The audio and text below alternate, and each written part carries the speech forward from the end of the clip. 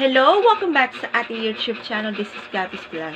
Our latest vlog patungkol sa buwan ng January, makakaroon ng recap tayo. But subscribe na to our YouTube channel. Gusto ko mag-like, shares, comments, and views at aabuti ng 500. I-support natin sa ating social media account.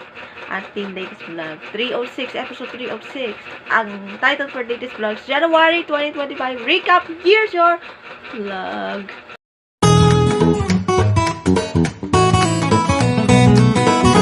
Okay, panoorin natin muna sa ating highlights.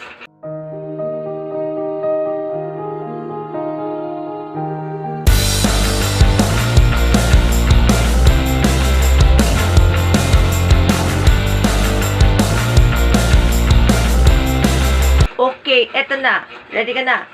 Simulan na natin for our latest vlog. Sa TV, meron ding nag-premiere week noong first week of January. Wow. Mga batang release nagsimula January 6. My Ilonggo Girl, January 13. My God. January 13. And Lolong ng January 20. Sa afternoon prime, Shiny Heritage ay natapos ng January 10. Tapos, January 17 ang Winter's War sa prime time. At nakakaroon ng special finale episodes like mga Lavender Fish na tapos ng January 17. At ang Pulang Araw, mayroon din replay ng January 3. And of course, yung mga bagong shows ng prime times we have, aside from the 3 sa GMA Prime, mga Princess ng City Jail. At sa ABS-CBN, Incognito. Bakit Incognito? At How to Spot a Red pa nagsimula last January 27. Sa pelikula, merong bagong pelikula.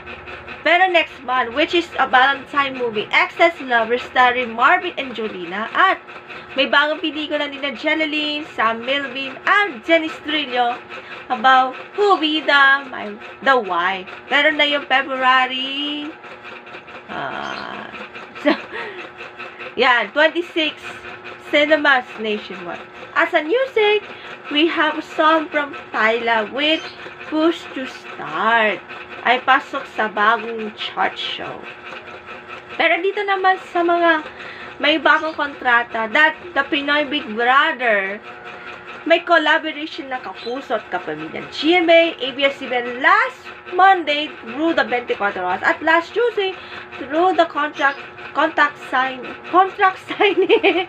with Bianca Gonzalez, Robin Domingo, and other executive from Kapuso and Kapamilya.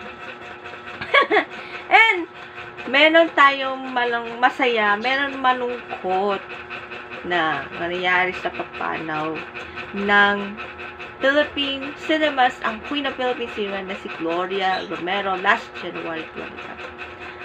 And of course, thank you to all the supporters of Gloria Romero. Now, rest in peace and saya lahat dito sa ating showbiz industry. Meron ding masama tungkol kay Vic Soto against Daryl Yap ng complaint tungkol sa user breeder tsaka yung mga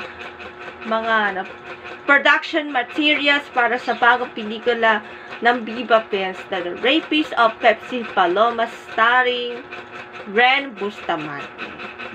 According to NTSCB na hindi pa sure kung matutuloy yung pelikula next month, February 2025, in the midst of the 40th death anniversary of Pepsi Paloma.